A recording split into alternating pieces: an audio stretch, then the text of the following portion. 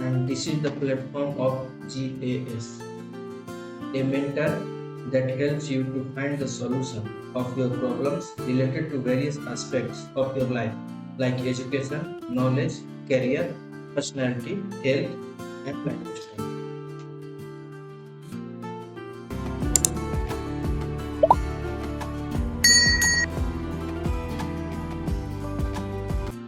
बातें हो रही थी भारत के भौगोलिक इतिहास की, और इस क्रम में हमने पिछले सीरीज में भारत का भौगोलिक विभाजन किया था और आज हम चर्चा करेंगे भारत के नदियों की।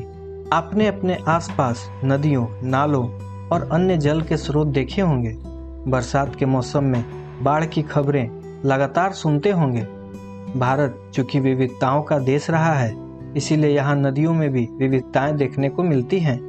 जहाँ एक ओर महाराष्ट्र के लातूर और मराठवाड़ा जैसे क्षेत्र पानी की कमी से जूझते हैं, तो वहीं उत्तरी बिहार का अधिकांश हिस्सा जलमग्न रहता है। आखिर ऐसा क्यों? क्या महाराष्ट्र में नदियाँ नहीं हैं या बिहार में नदियों की भरमार है?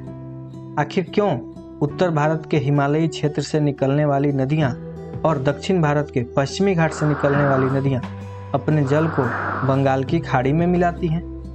तो आइए देखते हैं इनसे जुड़े कुछ महत्वपूर्ण पहलुओं को। एक नदी किसी विशेष क्षेत्र से जल ग्रहण कर उसे बहाती है तो उसे उस नदी का जल ग्रहण क्षेत्र या उसे कैचमेंट एरिया भी कहते हैं। एक नदी और उसकी सहायक नदियाँ द्वारा जल निकास वाले क्षेत्र को जल निकासी बेसिन या ड्रेनेज बेसिन कहा जाता है।